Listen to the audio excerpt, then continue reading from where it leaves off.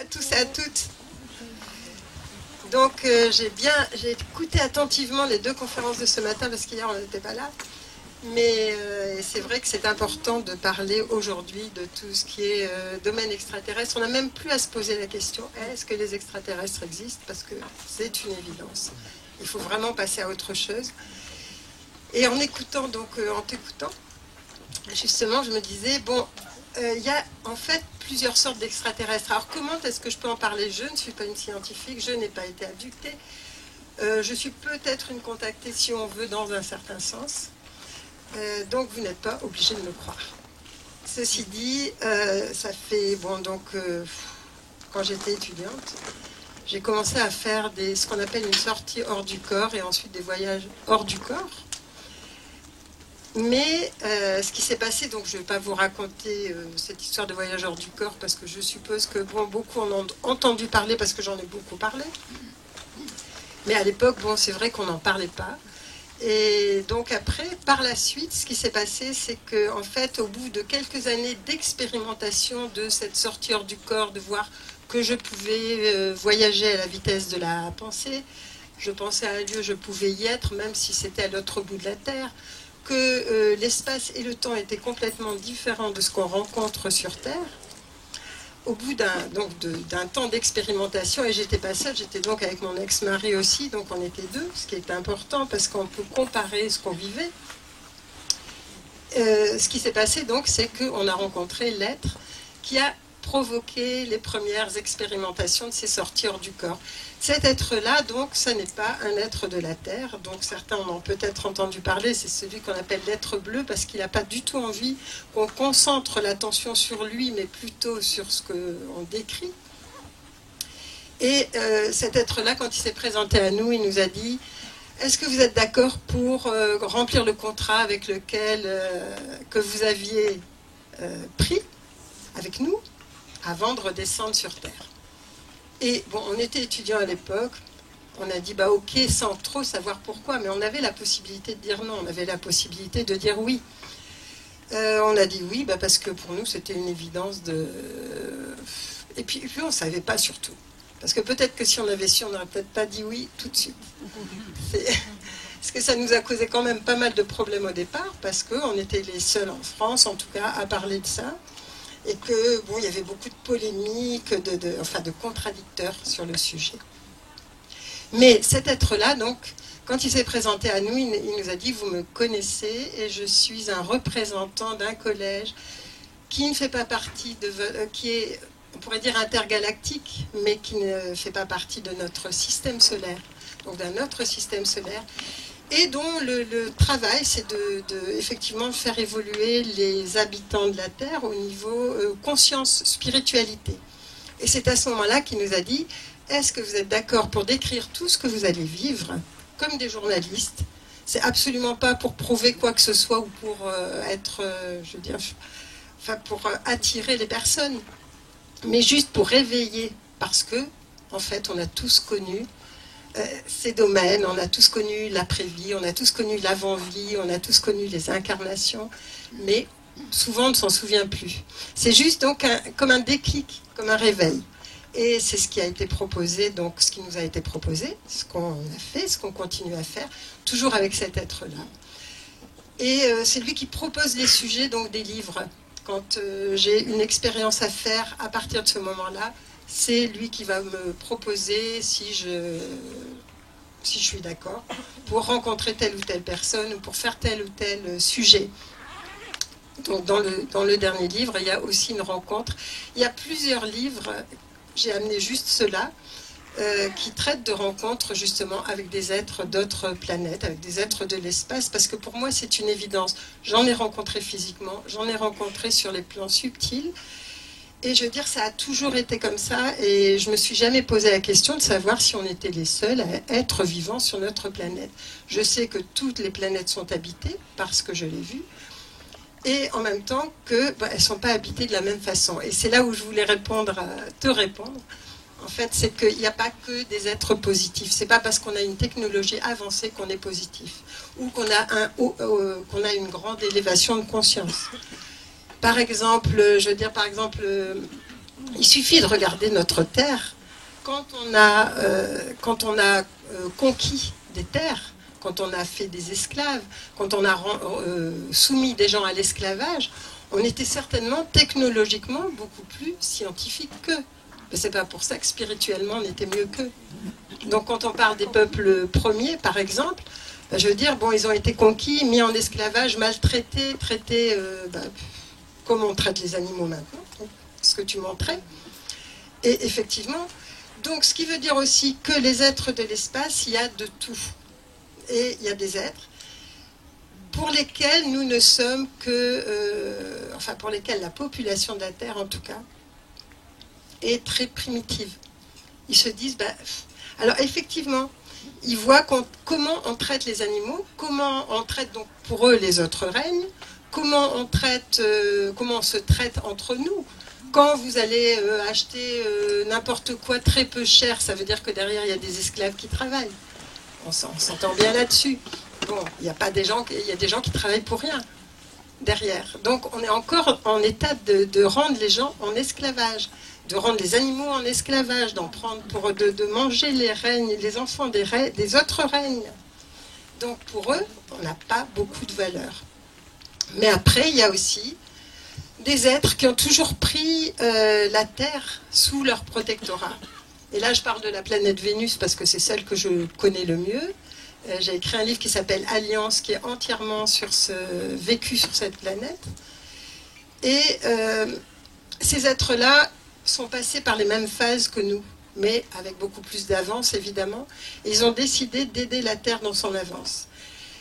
Tout à l'heure, tu parlais d'une personne qui avait vécu, que je ne connais pas, enfin, j'ai pas lu, dont parle Elisabeth aussi dans un livre, qui a vécu dans l'Himalaya des expériences. Bon, je ne sais pas s'il s'agit de ça, mais je pense que non, vu ce qui s'est passé après avec les enfants qui avaient des handicaps. Mais c'est vrai que ces êtres-là, à un moment donné, ont décidé de faire une ambassade qu'on appelle l'ambassade de Shambhala, et qui se trouve à plusieurs endroits, mais dont une partie est dans l'Himalaya. Mais c'est une vallée entièrement verte, entourée de massifs enneigés, mais qui ne peut être atteinte qu'avec l'autorisation des êtres qui y sont. Et ce sont des êtres d'autres planètes. Alors quand il y a des personnes qui me disent « Ah, mais bon, peut-être qu'ils vont nous envahir », parce que je peux vous dire, c'est que ça fait 18 millions d'années qu'il y a des êtres sur Terre, d'autres planètes, que s'ils avaient voulu nous envahir, ça fait longtemps que ça serait fait. En tout cas, de cette façon-là. Par contre, effectivement, il n'y a pas que des êtres positifs. Moi, j'ai rencontré des êtres, par exemple, qui sont des expérimentateurs, c'est-à-dire qui viennent étudier nos émotions. Il y a des planètes où il n'y a pas les mêmes émotions que sur Terre. Nous naviguons au niveau de nos émotions. Nous sommes une planète de 3 dimensions, ce qui est presque rien, par rapport à toutes les dimensions qu'on peut rencontrer. Disons qu'en voyage astral, ce que je veux dire, c'est qu'on peut atteindre ce qu'on vivra dans la 5e dimension. On ne parle pas de la 4e, parce que la 4e, c'est un passage obligatoire, mais vous me poserez des questions si vous voulez par la suite. Parce que je ne sais pas exactement ce que vous avez envie de savoir ou d'écouter. Et donc, il y a donc, je ne sais plus où j'en étais d'ailleurs. Mais oui. Alors, voilà, on est dans un espace, dans un monde à 3 dimensions. Et on est en train de passer vers des mondes à d'autres dimensions. Donc on est en plein chambardement, on est en plein chamboulement, mais il y a des luttes, et les luttes qu'on voit sur Terre en ce moment entre tout ce qui se passe, enfin tout ce qui nous bouscule, parce que les personnes sont fatiguées, on en a marre de tout ça, c'est en même temps ce qui se passe à d'autres niveaux. Vous pensez bien que ce n'est pas uniquement à un niveau physique. La Terre est un enjeu, pourquoi ? C'est une planète école qui a énormément de possibilités. Par contre, c'est la seule planète du système solaire qui est considérée comme la fausse note, comme une fausse note. Chaque planète a une note, une musique. Et la Terre, parce qu'elle attend que les habitants puissent être arrivés à un certain niveau pour regagner sa place. C'est un grand être, la Terre, qu'on considère mal, qu'on épuise, qu'on utilise, alors qu'effectivement, c'est un être qui... je veux dire, donne son corps physique pour que la population terrestre puisse évoluer. Et dans mes expériences, donc j'ai pu faire aussi, ça vous le retrouvez dans des livres tout au début, où on en parle, donc j'ai pu assister à la création de l'humanité terrestre. Et cette création, il faut dire que c'est vraiment très particulier parce que c'est dans des corps physiques, c'est des généticiens qu'on appelle les jardiniers de l'espace. Je ne sais pas si vous en avez déjà entendu parler, mais ce sont des généticiens d'un haut niveau qui ne font pas partie de la Terre, qui sont donc des êtres d'autres planètes et dont la spécialité, c'est de créer des corps physiques pour que des âmes puissent venir faire une expérience sur Terre. On peut dire que ça n'a pas toujours été parfait, parce que bon, c'est expérimental aussi. Bon, là maintenant, nos corps sont beaucoup mieux adaptés, mais à l'époque, il y a très longtemps. Et puis après, vous avez eu des périodes comme l'Atlantide, comme la Lémurie, qui sont des continents engloutis, mais les civilisations ont toujours été guidées par des êtres de l'espace. Donc il y a des êtres de l'espace qui sont extrêmement positifs, qui veulent aider la planète. Et ensuite, il y a ceux qui, eux, de leur côté, ont fait exploser leur planète parce qu'ils étaient comme nous, on est maintenant, c'est-à-dire extrêmement technologiques. Mais en même temps, on oublie la conscience, on oublie l'amour, on oublie tout ce qui pourrait faire que la planète soit différente. Donc, ce sont des êtres qui...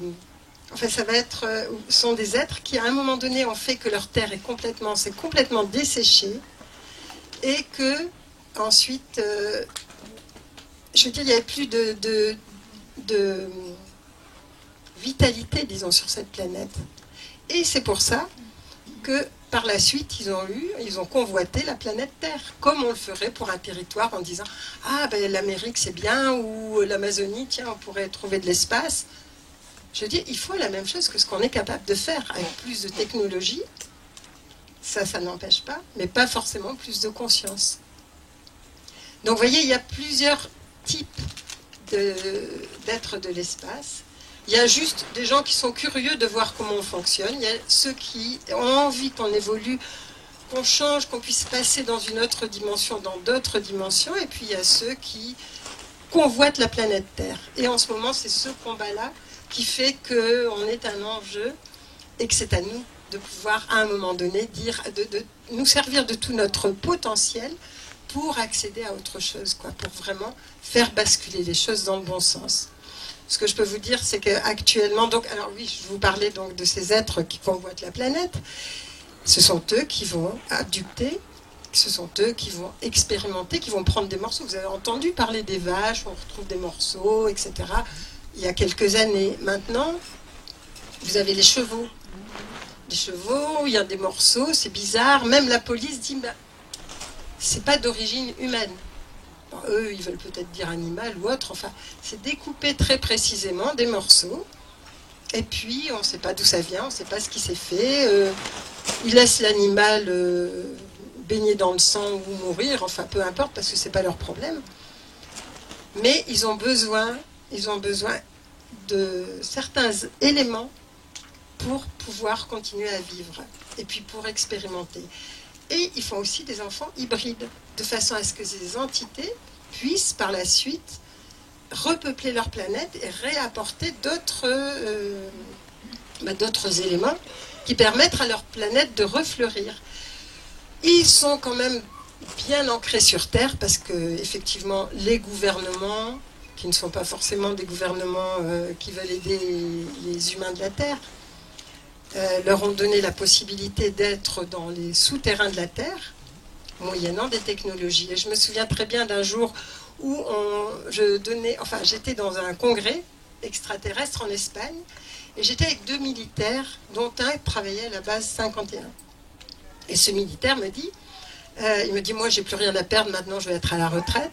Mais il me dit, quand j'ai rencontré, il y a des êtres d'autres planètes qui travaillaient avec nous pour des technologies extrêmement avancées. Et quand ces êtres-là quand je les ai vus, je leur ai demandé, alors vous êtes bien, ça va, ça se passe bien avec les terriens et puis ils ont dit, oui, ça va, à part qu'ils ne sentent pas très bon. Et là, ils se sont dit, alors là, lui, il a demandé, il a pensé au parfum, au déodorant, enfin, à la sueur. Puis il dit, c'est leur odeur corporelle. Et là, il leur a répondu, non, c'est l'odeur qui émane de leur aura et de leur pensée.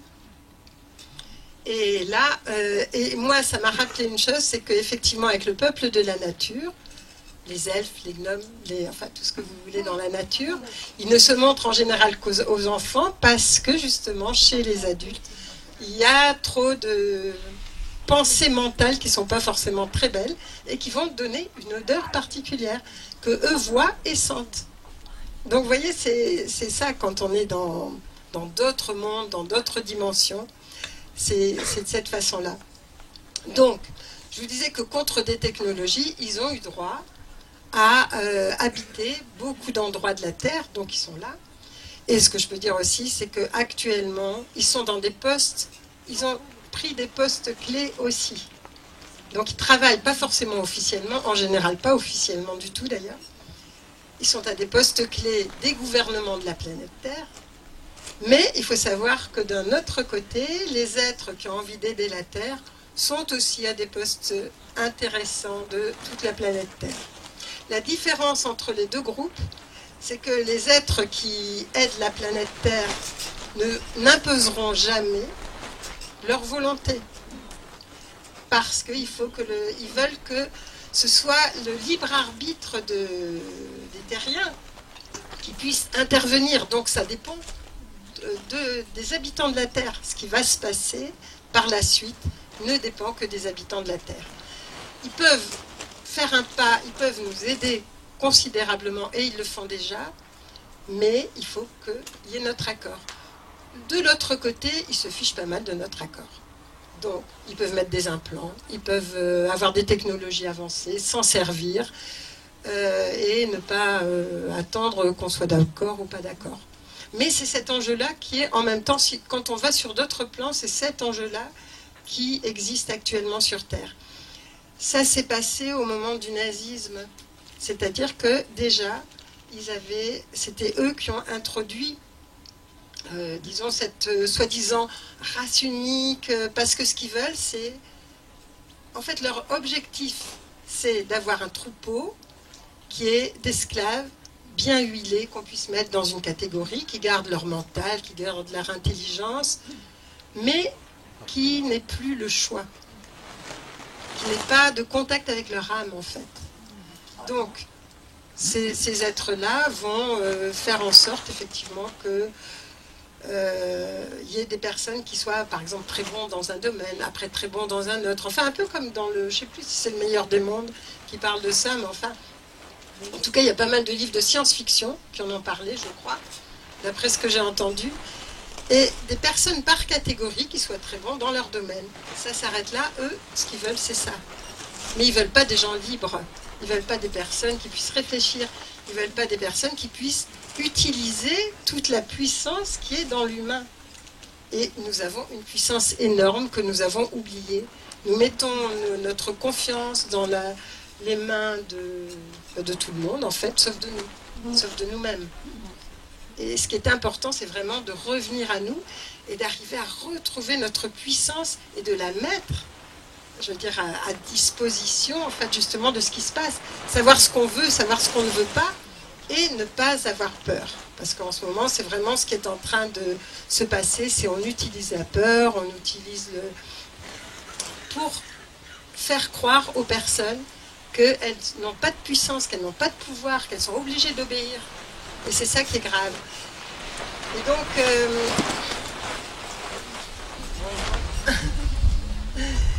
donc vous voyez, c'est enfin en gros, c'est ce qui est important de savoir, c'est que effectivement c'est dans ce sens-là que ça va. Alors peut-être que vous avez des questions par rapport à ça ou d'autres, parce que j'ai parlé de ce que tu disais. Oui. Je sais pas moi, il y a quelque chose qui m'a, là que vous venez de dire, qui m'a interpellé quand vous avez dit ils ne veulent pas que nous ayons confiance dans le pouvoir que nous avons. Voilà, exactement. Ouais. Donc, est-ce que peut-on en conclure que finalement la religion est une manière détournée d'accorder notre confiance et notre foi à autre chose, de nous en remettre à autre chose plutôt qu'à nous-mêmes, nous qui possédons ce pouvoir finalement Alors, ce qu'ils m'ont dit dernièrement, c'est qu'ils m'ont dit arrêtez de penser que nous allons vous sauver. Nous ne sommes pas des sauveurs.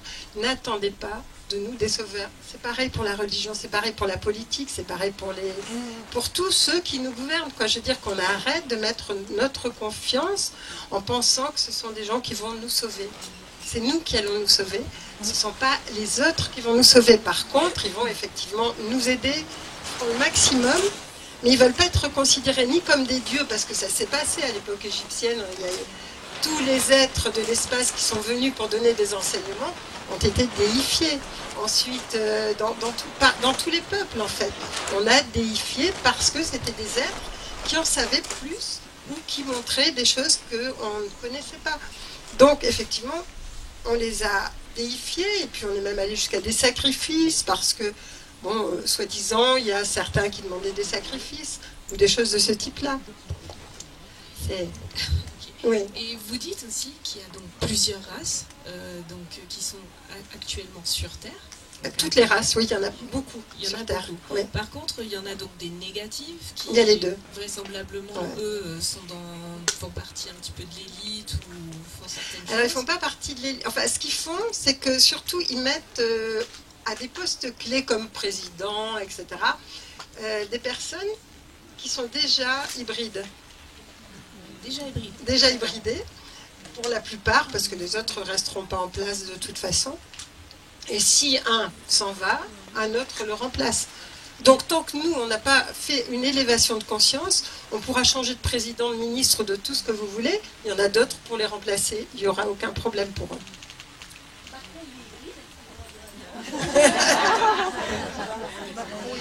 Il fait partie de ce qu'ils appellent... Alors dans mon dernier livre, justement, j'ai eu des questions, enfin des réponses sur la situation actuelle. Ils ont dit il y a des transmetteurs. Les transmetteurs, c'est des personnes à qui on va faire miroiter, même pas le pouvoir, parce que le pouvoir ils l'ont, ils s'en fichent, l'argent ils l'ont. C'est un peu le fait d'être comme des dieux et d'avoir l'éternité. Et donc ils se leurrent avec des choses comme ça, et ils sont prêts à tout pour ces choses-là, en contrepartie. C'est pour leur ego en fait. Ah ben oui, c'est pour leur ego, oui. C'est pour leur ego, mais en même temps, tu vois, c'est une contrepartie. On va vous donner ça, mais vous allez obéir et faire ce qu'on vous demande de faire. Donc il y a ça aussi. Ensuite, il y a quand même, il faut savoir que sur Terre, il y a une banque de génétique très spéciale, qui est réservé pour ce qu'on appelle les grandes familles, mais qu'on ne connaît pas, qu'on ne voit jamais, qui ne sont pas apparentes. Ces familles-là, donc c'est une banque de génétique qui a été faite par des êtres d'autres planètes, donc qui font des expériences de génétique pour que des personnes, des familles, puissent être, dirigées par derrière, donc on ne les connaît pas, mais en même temps avoir une génétique dans laquelle une modification d'ADN et une génétique dans laquelle, par exemple, il n'y aura pas de compassion, il n'y aura pas d'émotion. Donc pour eux, je veux dire, ils pourront faire certaines choses parce qu'il n'y a pas d'émotion, il n'y a pas de compassion, il n'y a pas de... Comme ça arrive sur d'autres planètes aussi. Hein. Je veux dire, quand on parlait de gens qui étaient torturés, il y a des êtres d'autres planètes pour qui ça n'a pas d'incidence. Je veux dire, et puis ils nous voient faire. Est-ce qu'on peut parler finalement que ces êtres-là n'ont pas du tout d'âme finalement?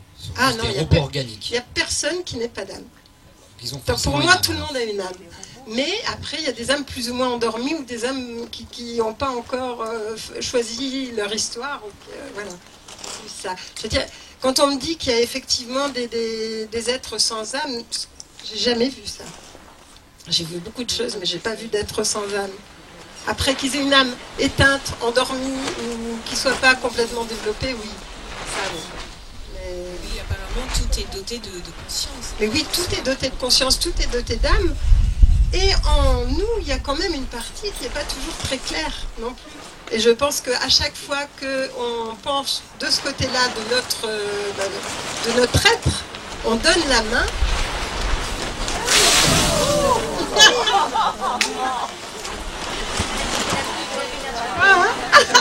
C'était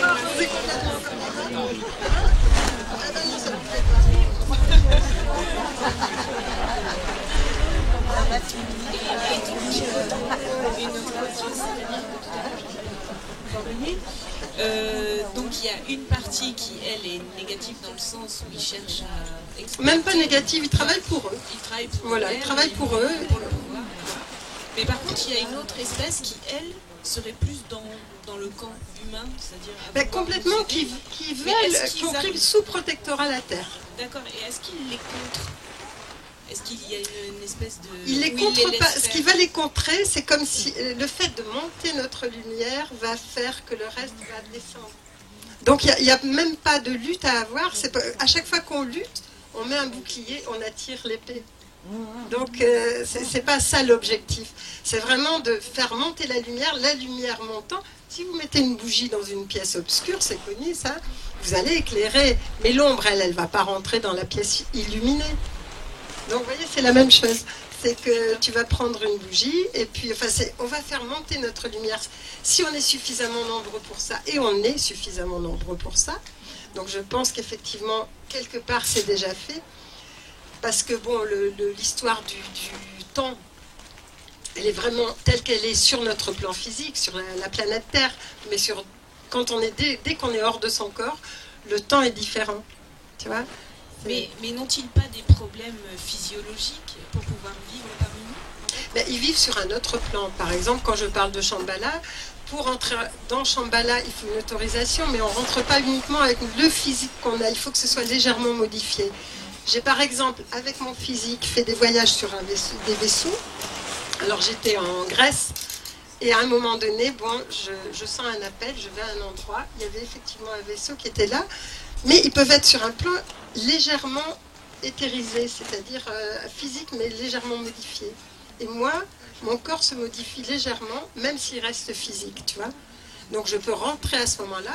Et là, je me souviens qu'à un moment donné, on était devant le Parthénon et je me suis dit, on va complètement traverser le Parthénon. Et effectivement, il y a eu une façon de faire, enfin un appui sur des manettes qui fait qu'on l'a traversé, mais on ne l'a pas touché. Mais sur le coup, je me suis dit, bon, on va s'écraser là-dedans, quoi. Tel que c'était parti. Mais comme quoi, le physique peut changer, peut modifier légèrement et ça va faire une différence. Mais pour eux, non, il n'y a pas d'incidence à rester sur Terre. Donc c'est un peu comme un état modifié de conscience pour nous, mais oui, pas pour eux. Non, puisqu'ils sont sur un autre plan. Pour eux, oui. D'accord. Mais ils arrivent tout de même parfois à se manifester carrément physiquement. Ah oui, complètement. Dans notre dimension. Complètement. Et puis là, j'avais... alors, dans notre dimension, ils le peuvent, puisque justement, les abductés, ils ont dû en faire l'expérience, mais bon, peut-être pas dans notre dimension physique, mais ils sont là physiquement. Et j'en ai rencontré, par exemple dans des réunions où ils étaient à travers le corps d'une personne. Alors, il y a plusieurs façons pour des êtres de l'espace d'être sur Terre. C'est-à-dire qu'il y en a qui vont s'incarner normalement dans le ventre d'une mère et qui vont venir, et souvent dans des familles d'ailleurs qui ne sont pas forcément conscientes, de façon à ce que l'entité puisse évoluer comme elle en a envie. Et puis après, il y a aussi le fait de pouvoir, quand on a une mission spéciale, l'être de l'espace va pas cloner, mais va copier un corps physique, prendre ce corps physique un certain temps, un mois, une semaine, une journée, peu importe. Ensuite, le corps physique va disparaître. Ensuite, il y a le phénomène du walking. Alors, j'ai écrit un livre, mais je ne l'ai pas amené, sur le fait de pouvoir consciemment changer de corps avec une autre personne. On pourrait appeler ça possession s'il n'y avait pas de consentement. Ça n'est pas une possession, c'est vraiment, un accord entre deux âmes. Il y en a une qui quitte son corps physique, l'autre arrive dans le corps physique. En général, ça se fait, il faut attendre 21 ans pour que la personne puisse avoir tous les corps développés sur un plan subtil. Et après, ça lui évite de perdre 21 années, par exemple, et d'arriver avec une conscience beaucoup plus pleine sur Terre. J'ai une petite question, est-ce que vous pensez que, par exemple, le phénomène dans l'abduction de confusion mémorielle, confusion chronologique, pourrait être provoqué justement par une sorte d'échange de conscience dans un corps humain, ou pensez que ça n'a rien à voir, ce que vivent par non, je crois les que c'est abductés? différent. C'est différent. Je dirais que c'est différent. L'abducté, c'est vraiment quelqu'un qui va servir de sujet d'expérience. Donc, où on va lui mettre un implant, où on va regarder comment il réagit à tel stimuli, où on va s'en servir comme des femmes porteuses qui vont faire des enfants ou des hommes, là, donc... Souvent, ce sont les femmes, mais ça arrive aux des hommes, oui, bien sûr, d'avoir des enfants sur d'autres planètes, enfin des enfants hybrides, des hybrides qui peuvent être des êtres exceptionnels. Ce qu'il y a, c'est que ceux qui, effectivement, comme les reptiliens, les dracos, etc., bon, j'en ai rencontré, et dernièrement, effectivement, ils sont laids pour nous, bon, mais laids aussi par leur énergie. C'est leur énergie qui n'est pas agréable. Parce qu'on pourrait dire laids parce que, je ne sais pas si vous avez vu, mais dans la Guerre des Étoiles, par exemple, à un moment donné, il y a une rencontre dans un bar de l'espace où il y a plein d'entités différentes, bon, c'est comme ça, je veux dire, il y a plein d'êtres différents. Il y en a qui sont plats comme des feuilles, il y en a qui ont des têtes bizarres. C'est pas pour ça qu'ils sont laids. Je veux dire, ils sont comme ils sont. Il y en a qui sont comme des chats. Il y a les félins, il y a des... Bon, il y a toutes sortes. Quoi, hein. Donc, par contre, les dracos, bon, je ne l'ai pas dit dans mon dernier livre parce que c'est quand même un peu moche là, mais je voyais passer quand même des paquets un peu comme une viande qu'on a mis sous vide. Mais en fait, c'était des humains. Et parce qu'il y a des enlèvements qui sont faits pour ça, parce qu'eux se nourrissent de chair humaine, ils se nourrissent de viande, ils se nourrissent de sang. Et bon. Et pourquoi chez nous, on a mis l'avortement à 9 mois? Vous devez bien vous douter que quand même, il y a quelque chose derrière. On ne propose pas un avortement à 9 mois comme ça par hasard. Non, il y a 9 mois maintenant. Ouais, maintenant, c'est 9 mois. Vous vérifierez, vous verrez. Et c'est très grave. Anne, vous étiez en train de décrire plusieurs types de races. Oui. Vous parlez de races félines, reptiliennes, il y a de tout, on le sait. Et ce qui est assez étonnant, c'est que vous faites aussi, vous parlez de la Terre comme une planète école. Et cette planète école, j'ai l'impression que ce qui la peuple est à l'image de ces êtres, finalement, de toutes ces races qu'on peut trouver dans l'univers. Non, alors justement, ça, je voulais vous dire pourquoi est-ce qu'on est sur une planète extraordinaire et planète école. D'abord parce qu'on fait des expériences qu'on ne peut pas faire ailleurs. Parce que la matière dense, évidemment, nous fait faire des expériences qui ne sont pas toujours agréables, mais qui sont quand même nécessaires. Mais aussi parce que c'est la seule planète qui a autant de races. Donc, l'objectif, en fait, le challenge de cette planète, c'est l'unité dans la diversité. C'est-à-dire que nous sommes, toutes les personnes, toutes les races différentes qu'on rencontre sont issues de planètes différentes. Donc je vous disais au début, bon, il y a eu cette création en fait sur la Terre. Ensuite, il y a des êtres qui sont venus de planètes explosées et qui se sont dit, oh ben la Terre c'est pas mal. Et puis qui se sont mélangés aux terriens d'origine. Ensuite, vous avez eu les êtres de l'espace qui voulaient aider la planète, qui ont dit, oh ben non, on va pas la laisser comme ça. Et qui sont venus aussi se mélanger aussi. Ce qui fait que nous avons tous les terriens ont toujours une semence d'étoiles en eux. Mais en même temps, je veux dire, et c'est pour ça qu'il y a autant de races différentes, avec quelquefois des conceptions où on n'arrive pas à se comprendre parce qu'on parle des mêmes choses, mais on n'en parle pas de la même façon. Parce que, par exemple, les autres planètes ont toujours une seule race. Toutes les planètes sur lesquelles je suis allée, il y a une race différente de l'autre planète. Mais sur la planète, il y a une seule race. Les Vénusiens ont tel type, ils sont plus axés sur tout ce qui est spiritualité, amour. Par exemple, si je vais sur Jupiter, les Jupitériens vont être plus axés sur tout ce qui est technologie. Sur Mars, il va y avoir 2 types de personnes, mais il va y avoir des stratèges, par exemple. Donc, je veux dire, ils ont une fonction et en même temps, ils ont une couleur, en fait. C'est ça, une forme qui est différente, mais qui est unique pour la planète. Alors qu'ici, on a vraiment quelque chose de particulier, c'est que vraiment, on est là, tous, pour pouvoir justement arriver à l'unité, au-delà de nos religions, au-delà de nos idées, au-delà de nos couleurs de peau, au-delà de nos façons d'être, au-delà de notre, je sais pas moi, de notre éducation, par exemple. C'est vraiment arriver à l'unité. Et ce qu'on essaie de faire en ce moment, c'est de mettre les gens les uns contre les autres, de les séparer, de les diviser, et puis de les mettre aussi, de les isoler. Ça, c'est facile. Je veux dire, on est bien plus que ça. Et c'est ça qu'il faut vraiment se dire en ce moment, c'est on est capable d'être unis, quoi qu'il arrive. En fait, moi j'ai une question, c'est-à-dire qu'en fait, c'est quoi? C'est une compétition pour avoir la planète Terre? Mais c'est pas une Se compétition, l'approprier. c'est que par exemple les Dracos, donc ceux que j'ai rencontrés dernièrement, disaient mais si de toute façon ils nous ont dit vous n'aurez pas le dernier mot parce que la population humaine est très facilement gérable ou influençable, parce qu'ils aiment l'argent, parce qu'ils aiment le pouvoir, parce qu'ils aiment enfin un tas de choses qui font qu'on va facilement pouvoir les influencer. Et en même temps, quand l'être avec qui j'étais, avec laquelle j'étais, leur a dit mais tu sais quand même que leur âme peut, ou leur conscience peut tout changer. Et à ce moment-là, ils ont répondu oui, mais nous ne pouvons pas survivre sans des éléments qui sont sur la planète Terre. Il y a ça aussi. Donc c'est pas forcément une compétition, c'est une nécessité pour eux.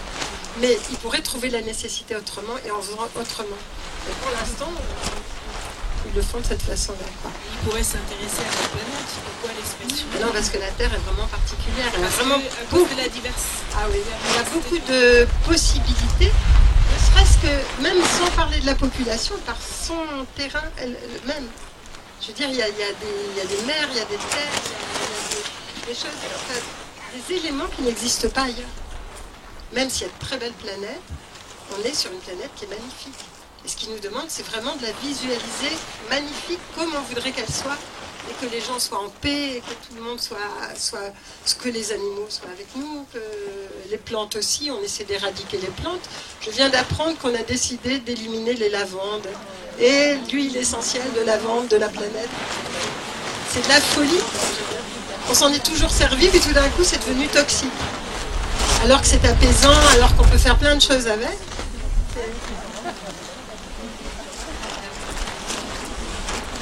Est-ce que vous avez des questions à poser à Anne? Oui, attendez, je vais me déplacer avec le micro. Bonjour. Bonjour Anne. Merci d'être là. Ma question était, est-ce que vous pensez qu'on est tous déjà pré-câblés pour être capable, justement en tant qu'âme individuelle, est-ce qu'on est déjà tous pré-câblés pour se connecter à ces consciences collectives, ou c'est quelque chose qui sont des gènes et qu'on active ou qu'on n'active pas en fait? C'est ça ma question. Je ne sais pas si j'étais claire. Non, pré-câblé, ça voudrait dire que... Est-ce qu'on est déjà conçu en fait à l'état naturel pour déjà être connecté à des consciences collectives ou pas? On est conçu pour avoir un état de conscience bien supérieur à celui qu'on a actuellement. Donc si on se branche sur quelque chose d'autre, je veux dire, si on accepte à un moment donné de lâcher l'ancien, ce monde qui est en train de mourir en fait, l'ancien monde, pour accéder à autre chose, en sachant qu'évidemment on va y perdre un peu, on perdra quoi? Des choses anciennes, mais on est capable tous de le faire. Alors après, bon, c'est sûr que tout le monde n'est pas forcément adapté à une autre dimension, une cinquième dimension, et il y a des personnes qui sont adaptées à la troisième et qui resteront sur la troisième, je crois. Mais vous qui êtes ici, c'est parce que vous êtes capable effectivement d'y arriver, forcément. Sinon vous ne seriez pas là.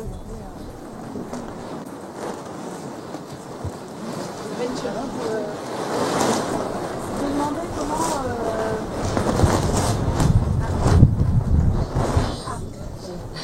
Bonjour. Bonjour. Je me demandais en fait comment vous conceviez en fait le passage à la 5e dimension. Le passage à la 5e dimension, on en parle beaucoup voilà, en fait. on est déjà en train l'ère du de... Verseau, Voilà, on est déjà en train de le vivre. C'est-à-dire, est-ce que la pardon, Terre est-ce que- s'éthérise, vous allez me dire si ça correspond à votre question. Hein. La Terre s'éthérise, donc ça veut dire qu'on a plus de capacité à entendre. Par exemple, il y a plus de communication animale, il y a plus de personnes qui sont thérapeutes dans le subtil parce qu'ils sentent davantage. Il y a plus de personnes qui reçoivent des messages qu'il y a plusieurs années avant. Donc il y a des capacités subtiles qui commencent à s'éveiller et à devenir intéressantes.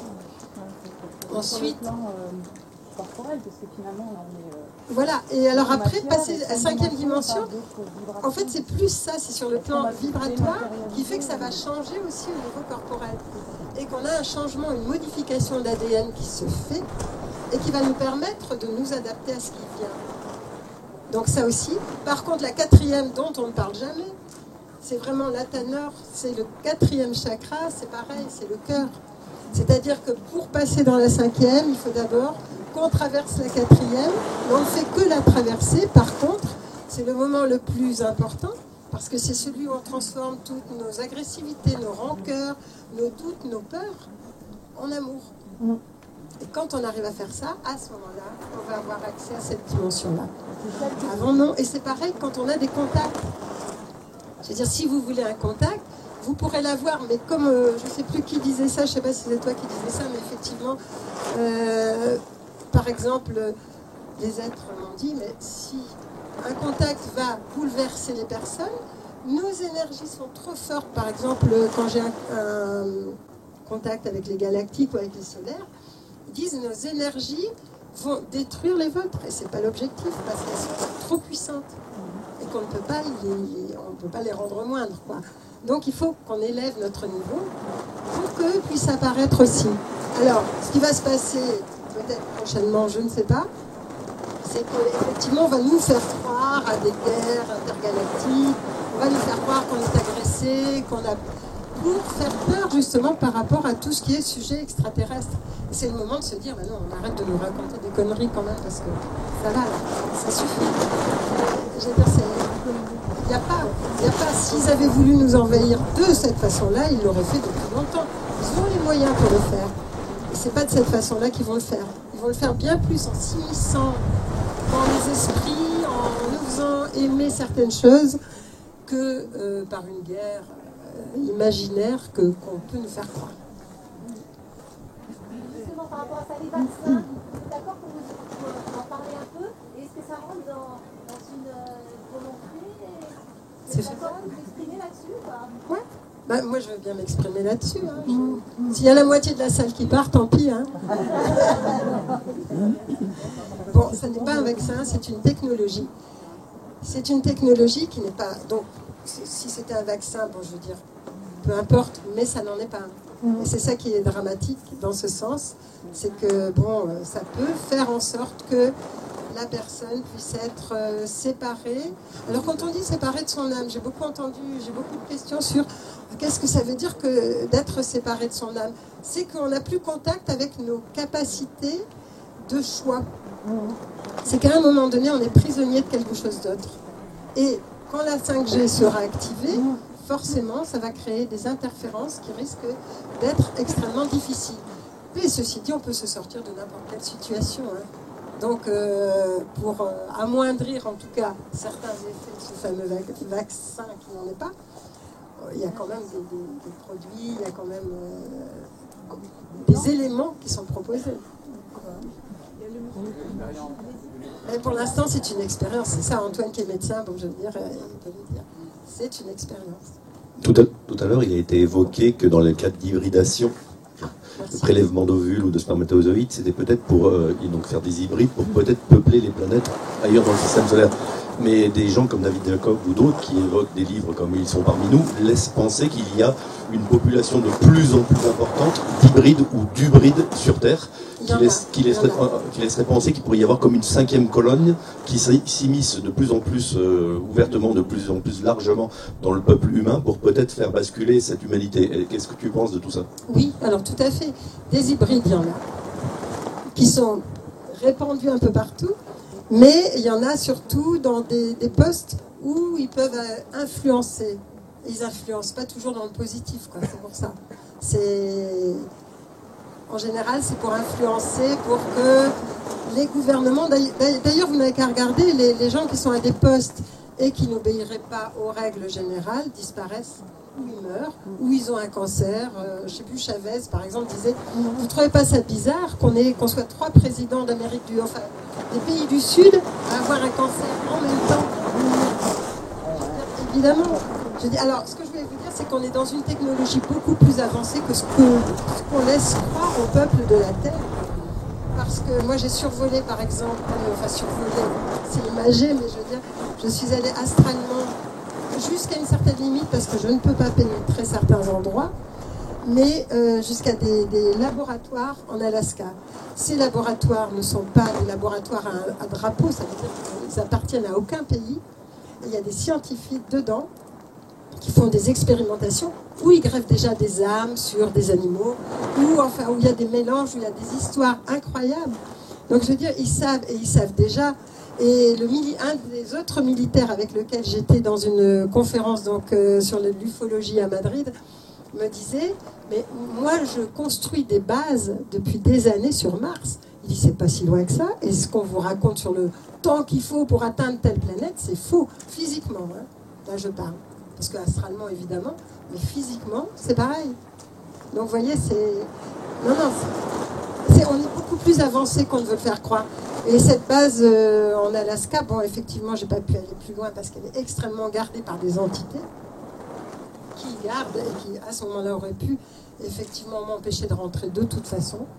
Mais moi, je me souviens qu'au niveau il y a pas mal d'années là maintenant, mais il y a une équipe de scientifiques au Canada qui avait demandé que je participe à des expériences au niveau du cerveau, voir ce que je voyais au niveau de l'aura, ce qui se passait au niveau du cerveau pendant qu'ils faisaient des expérimentations. Et la femme de l'un d'eux m'a écrit en disant « n'y allez pas », parce qu'il dit « mon mari et le reste du groupe, ce sont d'excellents, ils peuvent être excellents pères, excellents maris, il n'y a pas de problème, mais ils n'ont aucune conscience. C'est-à-dire qu'ils sont capables de faire des armes qui vont tuer des millions de personnes en 5 minutes en dessinant sur une table, mais ils n'auront pas conscience de ce qui se passe après avec leur invention. Et elle dit là, vous allez vous faire piéger, ils vont se servir de ce que vous allez faire, voir, etc. Donc je ne l'ai pas fait, effectivement. Et elle dit, parce qu'ils n'ont pas conscience de ce à quoi ça peut aboutir. Mais il y a effectivement, il y a des gens comme ça, je veux dire.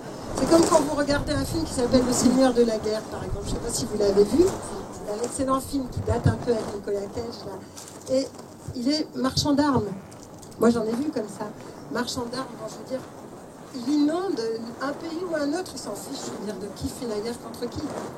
J'ai fait des conférences au Zaïre, enfin, qui s'appelait le Zaïre à l'époque, avant le Rwanda, avant leur guerre avec le Rwanda, et après. Donc, un an avant, un an après. J'avais les mêmes personnes dans les conférences. J'avais les pires ennemis qui étaient là, qui étaient les meilleurs amis au départ. C'était de la folie, je veux dire. On est capable de mettre les gens les uns contre les autres facilement. Et ça, c'est ce qui fait notre faiblesse, quoi. On a un libre arbitre, on a une faiblesse, et on peut, les personnes peuvent être facilement retournées. C'était des personnes, par exemple, des Tutsis, des Hutus, qui étaient très amis, mais il suffit qu'on fasse, c'est comme maintenant, là, si vous faites une manifestation, on va introduire dedans des gens qui n'auront rien à voir avec vous, mais qui vont faire des destructions ou qui vont faire de la casse, et puis on vous accusera, bien sûr. Ça, c'est, je veux dire, facile. Hein, oui, pareil. Une question ? Oui. Est-ce qu'il y a encore une question ? Oui.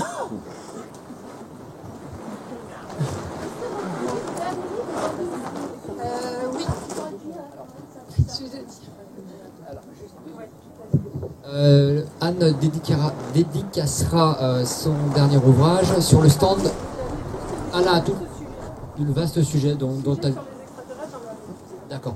Sur le stand de Franck Ferrandis. Elle partagera le stand de Franck Ferrandis, juste au fond, d'accord ? Après, elle ira s'installer, vous pourrez la voir. Oui, c'est ici. Je voulais savoir concernant, suite à tout ce que vous avez dit, du coup, donc je comprends qu'il y a de l'interférence, donc des êtres exogènes qui ne sont pas bienveillants vis-à-vis de l'humanité. À côté, il y en a d'autres qui sont bienveillants, même si c'est difficile du coup d'évaluer si tout ça est juste ou pas. Ma question, c'est comment on s'assure du coup vraiment que, indépendamment de tout ça, il n'y a pas une disproportion et que nous, on a vraiment cette possibilité de changer les choses. Parce que si on dit que vous pouvez changer les choses, mais que derrière, c'est tellement chapeauté avec un scénario qui est bien cadré, est-ce qu'il y a des autorités vraiment qui réculent ça à un niveau supérieur auquel vous avez été confrontés? Et est-ce qu'on peut vraiment leur faire confiance? En quelle mesure elles sont vraiment fiables et pas infiltrées Est-ce que là-dessus, vous pouvez nous en parler? Alors, effectivement, je ne peux pas vous donner de preuves qu'il y ait des gens qui ne soient pas infiltrés. Mais les êtres avec lesquels j'ai un contact, je sais que de toute façon, il n'y a pas de problème de ce côté-là. Et qu'on a ce pouvoir-là. C'est pour ça qu'ils disent ce que craint le plus les êtres qui nous chapeautent, quoi, en fait, et qui aimeraient qu'on soit beaucoup plus dans les rangs. Ce qu'ils craignent le plus, c'est notre réveil. Parce que là, ils savent pas comment réagir par rapport au réveil de l'humanité. Ils savent très bien réagir par rapport à nos pulsions, par rapport à nos envies, par rapport à tout ce qui nous habite, mais par rapport à un réveil au niveau de la conscience, là, ils sont perdus. Donc, et c'est là qu'on peut jouer. Et je veux dire, c'est pour ça que je dis, vous pouvez changer de président, de tout ce que vous voulez, de toutes nos autorités. Si nous, on ne change pas, ça refera pareil. Ça fait des millions d'années, des centaines d'années qu'on change de gouvernement, qu'on fait des révolutions, qu'on fait ci, qu'on fait là. Il y a des choses qui changent, il y a toujours des esclaves. Il y a toujours des esclaves et toujours des régnants. On les appelle différemment, c'est tout. C'est pareil aussi pour le mouvement nazi. Je disais, le mouvement nazi a été c'était une instigation aussi. Et ils ont dit, on n'a pas pu réussir jusqu'au bout. Donc ça veut dire qu'il y a eu quand même un réveil à un moment donné. Donc ils l'ont remis et ils ont dit, le mouvement nazi ne s'est jamais arrêté. Il a pris d'autres noms, mais il a toujours été souterrain. Donc c'est ça aussi. Donc il faut savoir que ça ne vient pas que, ça n'est pas qu'une histoire de politique.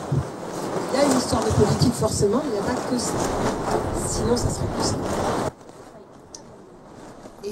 Mais donc ma question, elle est aujourd'hui, qu'est-ce qu'on peut faire?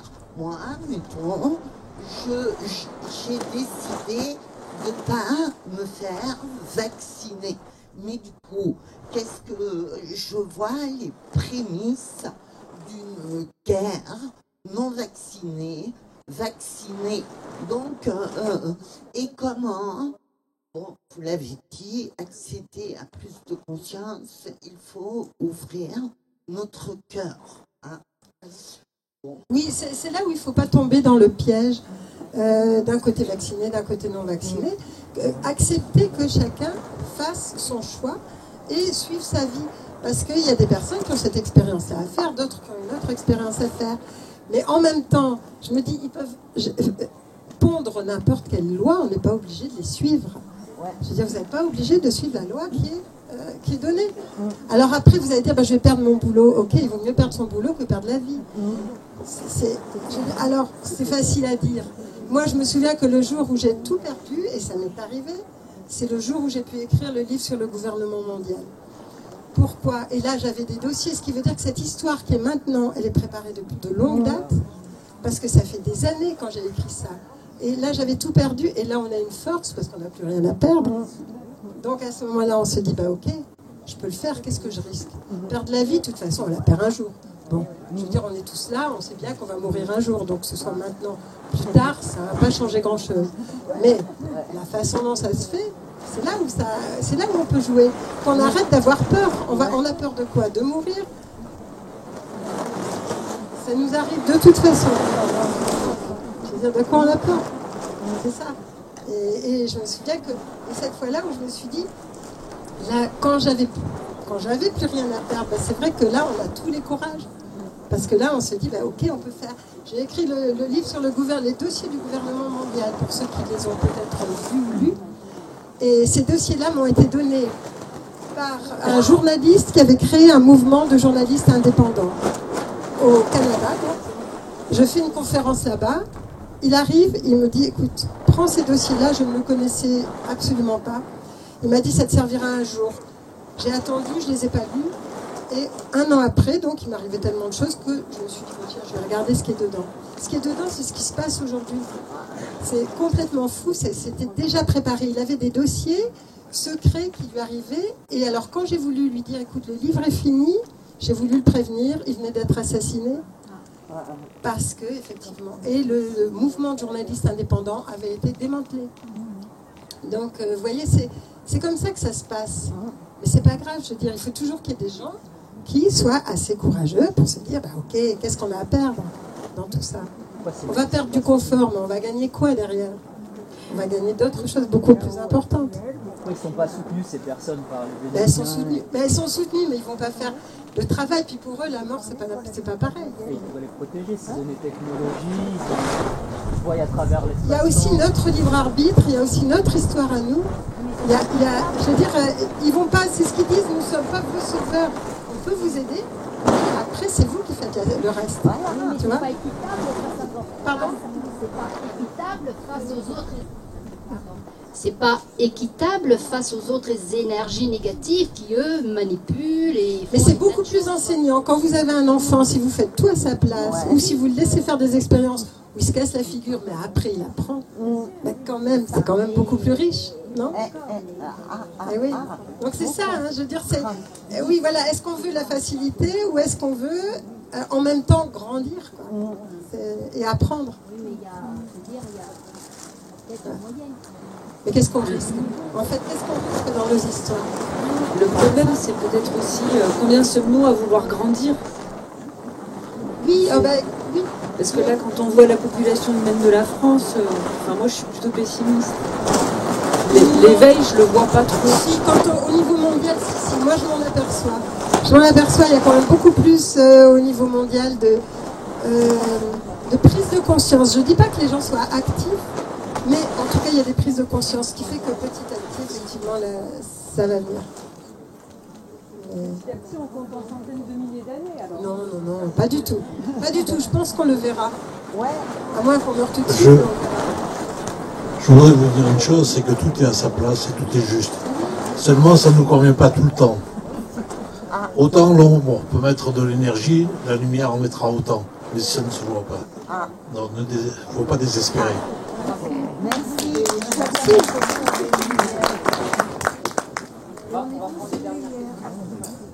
y a l'effet.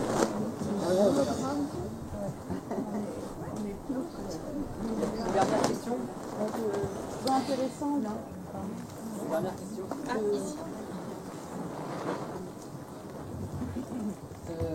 Oui, je trouve intéressant aussi, c'est l'effet Maharishi, vous connaissez aussi peut-être ça. En fait, un petit groupe d'individus qui parvient à méditer ensemble. Je parle il y a un effet, un phénomène qui s'appelle l'effet Maharishi, qui explique, ça c'est sur le plan de la conscience collective, qu'un petit groupe d'individus qui méditent ensemble peut influencer sur, multiplié par... je sais plus là le ratio. Ils avaient fait une expérience comme ça au Canada dans une ville. Donc il y avait eu une petite centaine de personnes, d'individus qui avaient été, ça avait baissé sur une journée la violence d'une ville. Exactement. Voilà. Donc un petit nombre d'individus, d'humains, voilà, connectés ensemble, arriverait à... C'est-à-dire qu'on va émettre un virus positif qui va s'attraper dans toute la planète, c'est ça. Je veux dire, quand vous vous levez, il y a des centaines de personnes qui se lèvent, même si vous ne les connaissez pas. Quand vous vous baissez les bras, il y a des centaines de personnes qui baissent les bras, même si vous ne les connaissez pas. Donc à chaque fois que vous allez faire quelque chose, en petit groupe, en grand groupe, comme vous voulez. Mais bon, c'est vrai que moi, les choses de masse, quand c'est envoyé, je ne le fais pas parce que je sais qu'il y a toujours des énergies qui peuvent être reprises. Et faites toujours quelque chose pour, pas contre. Si vous faites contre, ça paraît être la même chose, l'énergie n'est pas du tout la même. Si vous faites contre, vous amenuisez l'énergie, vous nourrissez l'ombre. Si vous faites pour, vous nourrissez la lumière. Par exemple, je suis pour la paix, je ne suis pas contre la guerre.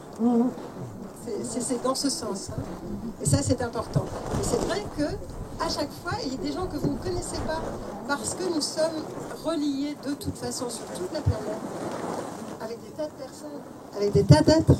Et cette reliance, je veux dire, va faire que les gens qui sont sur le même fil que nous vont se lever, et ceux qui vont... Et si vous baissez les bras, ils vont baisser les bras aussi. Donc c'est pour ça, et c'est important, on a un rôle chacun important, essentiel. Voilà.